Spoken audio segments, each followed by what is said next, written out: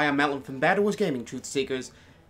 I'm deep undercover in House Tessera to bring you the lore of Gigantic. It's cryptic, it's hidden in texts and cards, and it's always written by third-party sources. There's no direct source for any of this, so we have to piece together the truth ourselves. So come with me on a little journey, and we will figure out what really is happening in Gigantic. Let's start with a basic timeline. The fact of the matter is, the planet that Gigantic takes place on is old.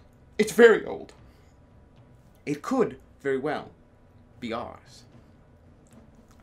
The Sky Chariot card states, the Hierophant teaches that all a gig is a chariot. The Eternals guide our course among the stars. Now what is a gig? Well, a gig is an ancient Greek chariot with two wheels. I mean, that's common lore stuff, right, guys? That's simplistic world building. Except they use the word gig. G-I-G. From ancient Greek. What is ancient Greek doing in my freaking game about minotaurs? I'm gonna tell you. This world is Earth in the future. Don't believe me yet?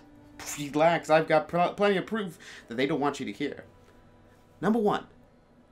Let's take a look at HK. HK is the most advanced technological thing we have in the game. Oh, sure, you can say Beckett has a jetpack. But let's take a quick look at HK. HK was found, not built. There's no technology on Gig currently that can rival HK. Oh, you might be like, Beckett's jetpack. You know, that's a pretty big thing, except Beckett's jetpack is from the same people who made HK, who found HK. Is it a prototype, or is it an ancient relic? Why, if it's only a prototype, do they have a bounty hunter searching the planet for this prototype? I mean, yeah, it sucks that it's gone, but build another one. Unless they can't. And what is HK? Let's really take a look at it. The most important thing to understand is HK has a railgun. As the machine card states, preliminary findings suggest the original purpose of the machine may have included warfare. This is from Artificer's Notebook number 2. Again, I pretty much guarantee it if it has a friggin' railgun that its intention may have included warfare. But let's actually look at the railgun. In October 2013, General Atomics unveiled a land-based version of their Blitzer railgun. The company claimed they would be ready in 2 to 3 years. They have mock-ups of this system, which is carried in a couple of Humvees. It's mounted on the ground and has to be set up. Nothing that is person-sized. A person-sized railgun. Which means HK's railgun is more advanced than anything we have. Sven uses alchemy. Doesn't sound very scientific. Not chemistry. Alchemy. You telling me there wasn't an age before where technology was prolific? Nope. Gig is our future Earth. And at some point, the Golden Age ended. And the Age of Beasts began. The Age of Beasts was a terrible time. As the card states, the days were dark before the coming of the Eternals. Great beasts held dominion over the land, sea, and sky. These beasts are terrible. Not even an army can defeat a single beast. Guaranteed. They pretty much control for the next god-awful number of years. Ages untold if we're going to go classic fantasy. The entire Gig. These beasts are what we now think of as guardians. That's right, a few hundred years back, Leyrin wouldn't so much as help you as look at you, and cook you, and eat you for dinner. That's right, Blazer Chicken is a mean old son of a bitch, and chicken ain't on the menu. For ungodly time, they ruled this planet. Only beings of great power, or a large enough military, could deter them anywhere. Because, I mean, even if you can defeat an army, doesn't mean you want to get poked every time you go to the grocery store for meat, right? This causes the rise of some of the great houses. Very simple. You gotta band together or you're gonna get eaten. During these grimdark times, mortals don't even have magic. And I'm serious about this. You have to understand, even Charnock's race, the Draenei, at one point did not have magic, as the ancestral secret skin states. There was a time before the Drakor commanded the flame. That's right. Dragonkin did not command the flame. Who did? No one. Well, that's not necessarily true. There might have been powerful beings who may have had power, as Voden's card suggests. The Forest Warden, he did not doubt the power of the arcane, but Voden served for far older gods. Now, he's like, hey, this is new magic. This is new stuff. There's stuff older and more potent than magic. So, dark times, encampments of large number of people, rise of houses, rise of serfdom, and dragons who would eat your face. Terrible times. Life is short, it sucks, and you're likely to be eaten by a tyrannid. This all changed about 100 to 200 years ago, as the Heartstar fell to Gig. The Hierophant card tells us about the story of the Heartstar, the Hierophant. And while others hid in fear, young Teth approached the fallen star and gazed upon its light, and she was struck blind by its brilliance. Fantastic. That's old. That's old, you know, Greek writing, huh? Power of the gods comes down, you're blinded for it. Though she could not see, Teth gathered heavy stones and built an altar. Teth kept vigil at the altar for 7 days and 7 nights, and neither food nor water touched her lips. At the end of the 7th night, as the kiss of dawn touched the edge of the sky, a voice rang out, "Arise, Orion, and be our shepherd of shepherds. Be our servant and our speaker." Now this is the Eternals. Woo! These are a group of beings with perhaps cosmic power. Are they good guys? Are they bad guys? Are they aliens? Are they gods? We don't know. Although they live in the city of the gods, I have reservations about all of them. I don't trust them as far as I can throw them.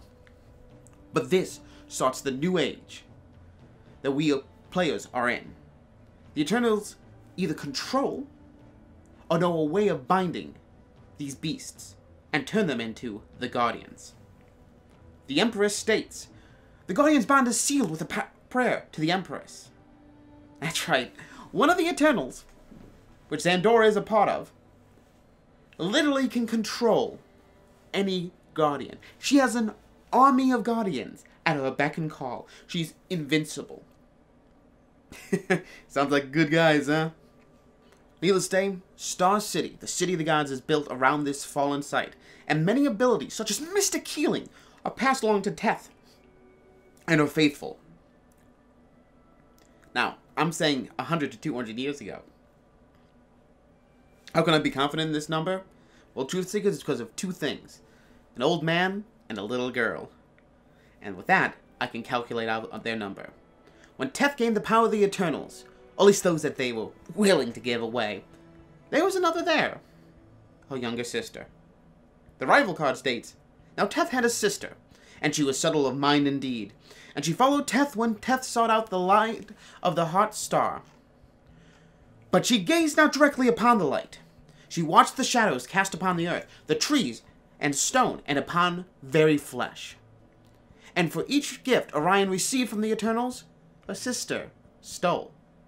But the stolen gifts were impure in the power of darkness, not of light."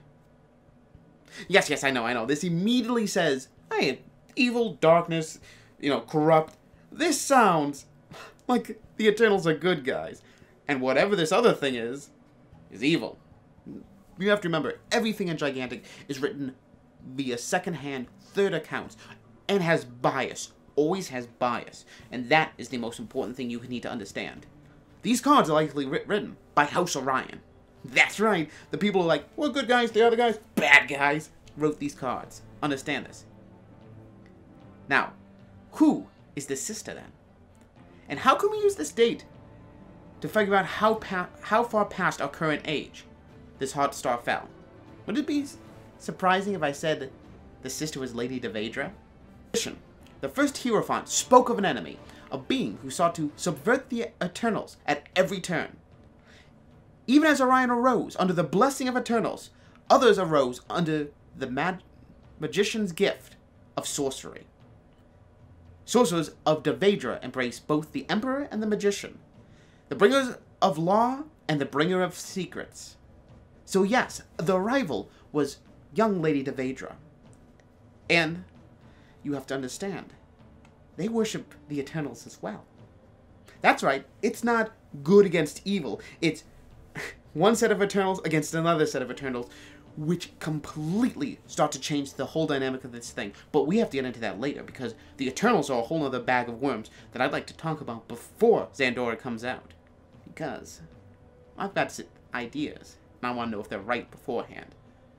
The Sorcerer card suggests, as long as she stayed in House Devedra, there'd be a limit on her ambition. After all, Lady Devedra was immortal. This is very interesting. Like, all the Hierophants are likely immortal, as the powers are derived from one another. But how would one determine immortality? Guess getting stabbed in the head and not dying would be a pretty good start, but that doesn't seem to be the case here, as the tower suggests.